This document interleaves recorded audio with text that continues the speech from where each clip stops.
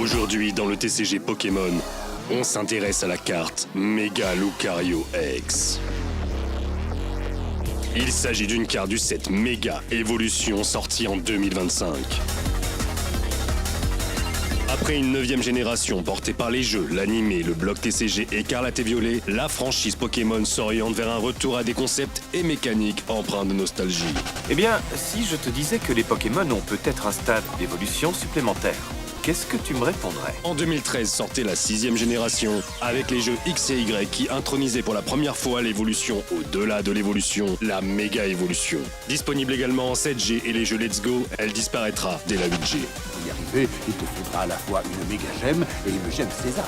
Mais le plus important, ce sont les liens que tu arriveras à tisser entre ton Pokémon et toi. C'est une transformation temporaire qui théoriquement forcerait l'évolution du Pokémon vers une forme qu'il aurait eue dans un futur lointain, mais tout en gardant sa conscience présente, ce qui entraîne des troubles comportementaux tels que Dratak, enragé d'avoir vu ses membres supérieurs rétrécir. Au cours de notre combat, quand il a fondu sur nous pour nous attaquer, tout ce qu'on a pu faire, c'est esquiver. C'est fin 2025 que la licence remet le couvert avec ce concept, tout en revenant sur une frustration, en sortant la fameuse version complémentaire qui manquait à X et Y, en proposant Légende Pokémon ZA et un tout nouveau bloc, Méga Évolution, qui commence alors par un set éponyme.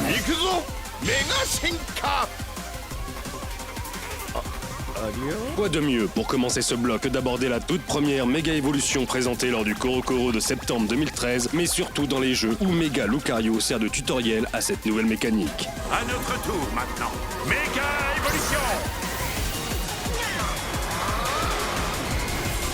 Le canidé combattant de métal est une figure de proue de la licence qui fait ses débuts une génération en avance dans le film Lucario et le mystère de Mew, et nombre de protagonistes en possèdent un, dont Sacha, et en fera son main aux côtés du pyrobite de Go durant la dernière saison avant sa victoire finale.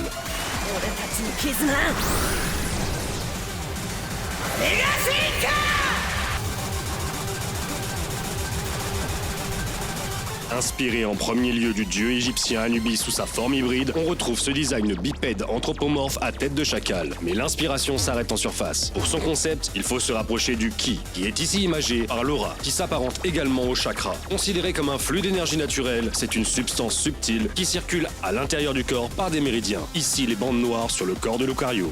Et sache que l'aura est une force qui vient de l'intérieur. Grâce à cette maîtrise, il se rapproche des concepts de Bojutsu et plus particulièrement du Kakara, un bâton surmonté d'anneaux métalliques traditionnellement porté par les moines bouddhistes, qui peut être imagé par sa charge os, mais qu'on retrouve littéralement entre les mains du seigneur Aaron dans lequel Lucario est enfermé. Pourquoi faites-vous ça, maître? Pourquoi? Enfin, le nom de Lucario fait référence à l'Orichalque, métal légendaire qui donnerait donc son type acier à notre Pokémon. Lorsque Lucario accède à sa méga évolution, les canaux noirs de son corps prédominent sur le bleu, conséquence de l'afflux d'aura et de la méga énergie, transformant alors notre sage moine en un combattant impitoyable, un guerrier animal, le berserker. Son aura lui a une fois de plus fait perdre le contrôle.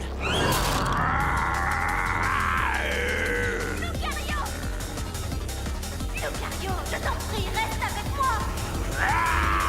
C'est donc systématiquement en train de combattre que Mega Lucario est représenté. Ici, en plein face-à-face avec un méga Florizard, alors en train de concentrer son attaque tout en esquivant un Folian. Nous approchons la scène comme si nous étions le dresseur de Mega Lucario avec cette disposition de combat classique au jeu.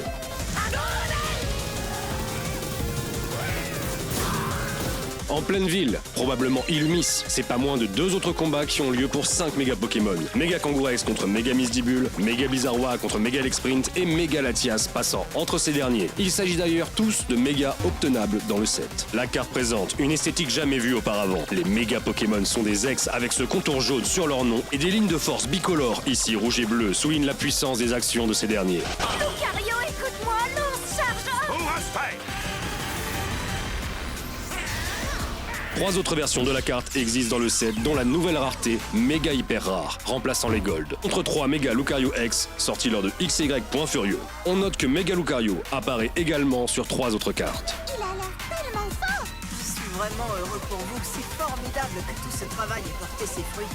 Abordé avec la carte Arceus V, l'illustrateur Atsushi Furusawa a débuté sa carrière lors de Épée et Bouclier Règne de Glace. Du haut de ses 50 superbes cartes, il est spécialiste de la représentation de Pokémon en action dans des contextes précis, tout désigné pour notre méga Lucario. Écoute-moi bien, Lucario. Si tu te laisses ainsi dominer par ton aura, c'est uniquement parce que ta confiance en toi est supérieure à ta puissance. Si notre SAR cote déjà énormément, elle reste plus basse que la Gold hors de prix, tandis que les deux autres versions sont à petit prix.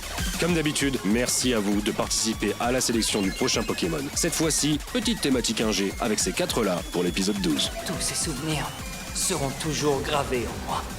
Oh maître, si seulement vous pouviez m'entendre, je pourrais vous dire combien vous comptez pour moi. Merci d'avoir regardé la vidéo et rappelons-nous de l'adieu du Seigneur Aaron envers Lucario. Tu étais bien plus qu'un élève, tu étais mon ami le plus cher.